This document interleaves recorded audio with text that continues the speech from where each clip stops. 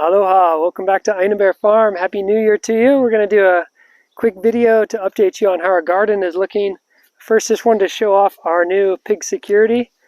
This is Polu. He's got a lot of puppy energy.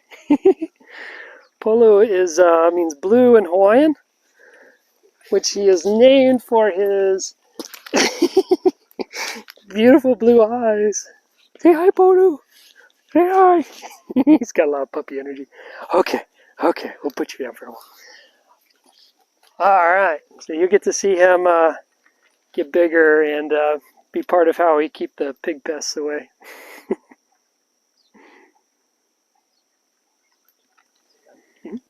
Okay, so I just thought we'd have a look how things are going in the garden. So mostly talking about our food forest, but I've also been trying to get this garden up and running. So if you've followed our channel for a while, you might know that this is a kitchen garden. It's about 50 by 70 feet in dimensions. And it sounds like some people are still celebrating New Year's. So we've had a lot of issues in this garden. Well, first off, this is mostly just to produce some of our own vegetables. It's a mixture of annuals and perennials. And we also have a lot of space if we want to sell some of this as like bumper crop type of stuff as well. But we've had a lot of issues starting with just the general soil quality, not a lot of organic material. So we've really been trying to work on that for the last couple of years. Of course, fighting the weeds, that's normal. A lot of pest pressure, particularly from aphids. And then finally, lots of pig pressure. So we have a fence around this, but about 6 months ago, one particularly pesky pig was breaking through the fence over and over and over again. So we really reinforced it all the way around just to keep that one pig out, really. And our plan is to actually fence in the entire rest of the yard and then have Polu kind of patrol fairly regularly. And between those two strategies, we should be able to keep pigs out permanently. Fingers crossed anyways. As far as improving the soil, we have added a lot of grass that we cut in our fields. This is mostly guinea grass, as you can see there. Also helps somewhat with the weeds.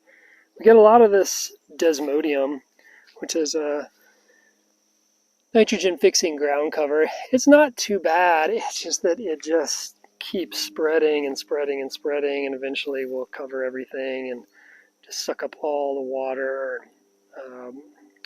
It just can be kind of a pain to get rid of, and it spreads so easily. One little plant seems to make thousands of seeds, but at least it fixes nitrogen, keeps the ground covered. But ideally what we're trying to do is keep the ground covered mostly with straw and other debris. We've had a lot of pigeon pea, so I'll show you in a minute, where we fill in some of our walkways with that.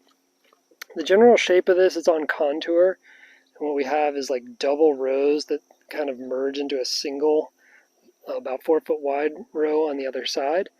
And so typically, or just I guess generally, what we try to do is put in perennial crops on that far side and longer term crops on the far side, just because they're sort of further away. We don't get to them as much, we don't deal with them as often. And then over here we rotate annuals through. And so you can see we had a decent okra crop here in the fall, and which is actually the first time we've gotten okra to produce. We've gotten it past the aphid stage where they didn't completely obliterate it. And now we're just leaving these up here for to save seeds from, get our crop going again next time. Up on this top row, we have some jack beans up here. And these are actually, for right now, just here to collect seeds from. You can see like a big seed pod there, because we want to get enough seeds from that we can use it pretty regularly as a cover crop. Got a couple ahi dulce plants in up here. Those are kind of considered more perennial, because they'll be around for a while. And then as I shift down, we can see green onion, plenty of green onion. We have this one rogue eggplant. This is like a ping tung variety that has just been so productive. I'm sure there's some Yeah, here we go. Eggplant's still kicking in there.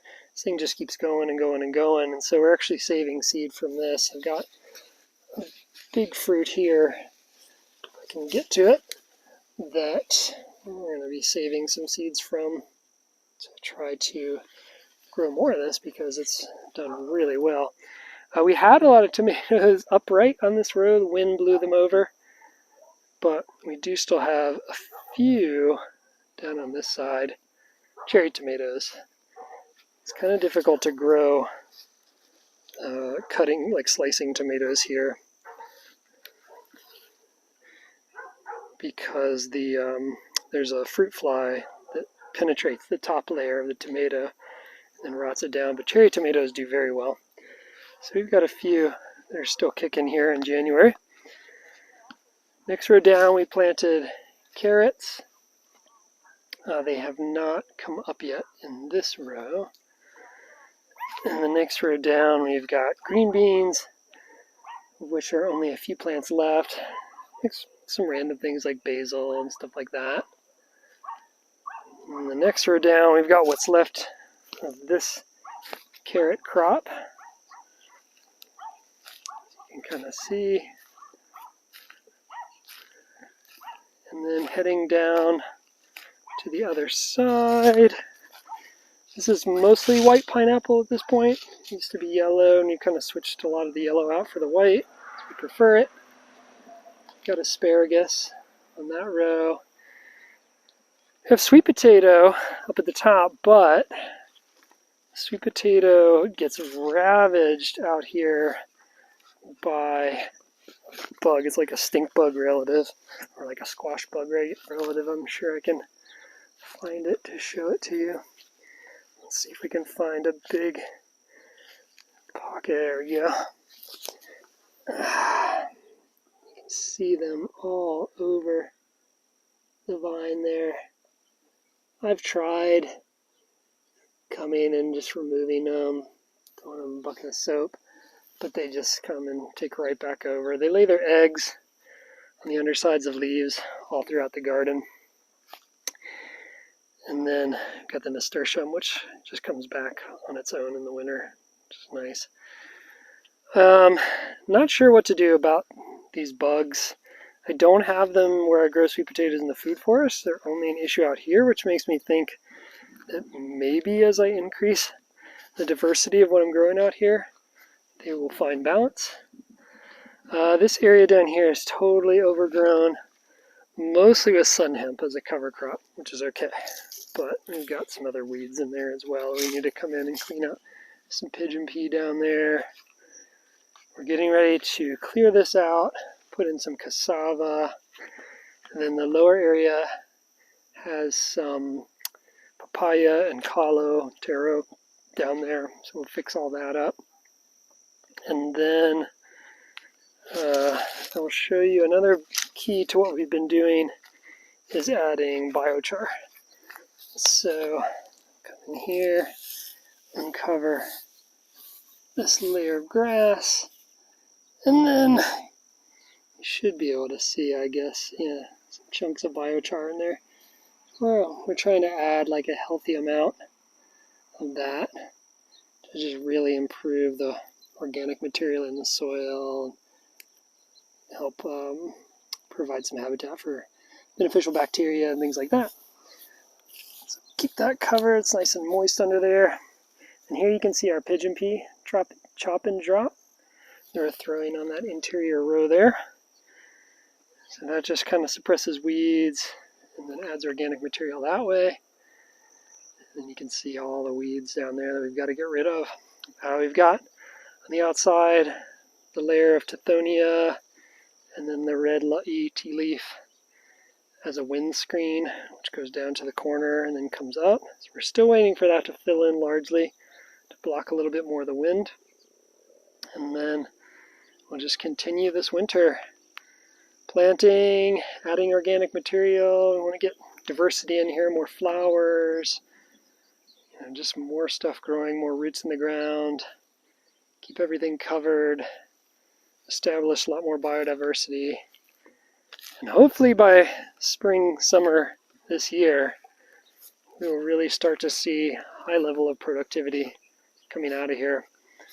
So far, gotten a lot of cherry tomatoes, a lot of carrots, a lot of green beans, a lot of okra, a lot of eggplant. So it's not too bad, but I'd like to increase that even more. So thanks for joining us once again at Ina Bear Farm. Hopefully you enjoyed the video. Come back and check us out soon. Happy New Year. Aloha.